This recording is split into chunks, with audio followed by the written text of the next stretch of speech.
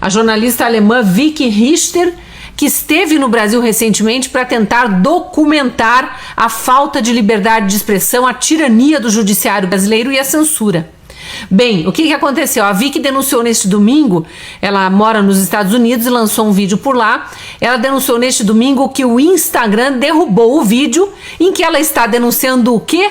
Que ela foi perseguida no Brasil, que ela foi intimidada no Brasil para que o documentário sobre a falta de liberdade de expressão não fosse adiante. Ela tentou, como jornalista, entrevistar o ministro Alexandre de Moraes, porque em todos os lugares por onde ela ia, com todas as pessoas com quem ela conversava, o nome do ministro era citado e ela queria ouvir dele qual era, afinal de contas, a posição dele em relação à liberdade de expressão.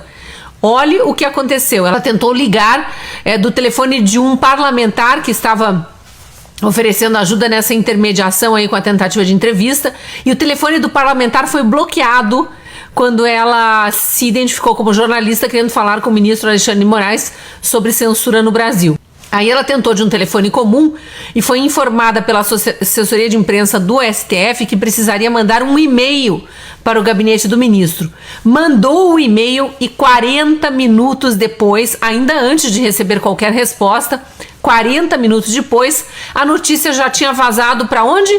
Revista Fórum, extremista de esquerda, para usar os termos que eles gostam tanto. É um veículo de comunicação da blogosfera lulista, um dos mais antigos aí, e essa revista ligou para a jornalista querendo saber por que ela estava fazendo um documentário no Brasil sobre censura. E logo depois saiu publicada uma matéria denunciando que ela era uma extremista de direita, que ela era bolsonarista, é uma jornalista alemã que mora nos Estados Unidos e estava no Brasil a trabalho, que ela era bolsonarista, ou seja, ela nem vota no Brasil, mas ela é bolsonarista, e mais um monte de coisa, ou seja, tentando difamar a jornalista.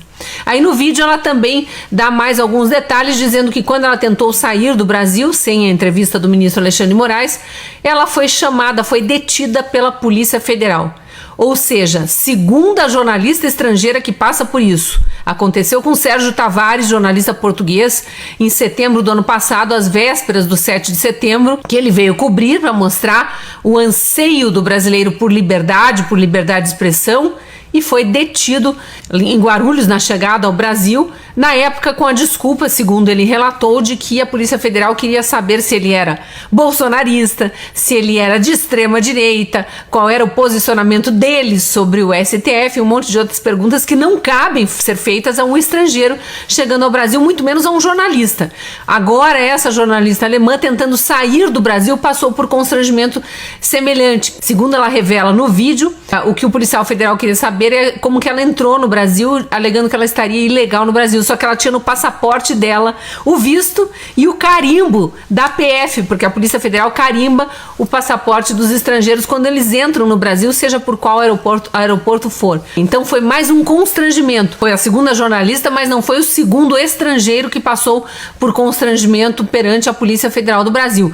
Teve também o Jason Miller, era o CEO do Getter na época, que era uma plataforma alternativa ao Twitter, quando o Twitter estava ainda sob outras mãos e censurando pessoas. Ele tinha vindo para um congresso, para o CIPEC aqui no Brasil, e na hora de sair do Brasil, e braço direito do Trump, ele é um dos grandes assessores do Trump ali, ou era, pelo menos na época, ele passou pelo mesmo constrangimento que essa jornalista alemã. Foi detido por horas, teve que dar explicações que não devia a ninguém, a autoridade nenhuma, recusou-se a falar até que os seus advogados, até que algum advogado chegasse para representá-lo, mas foram horas de atraso ali, um constrangimento internacional imenso.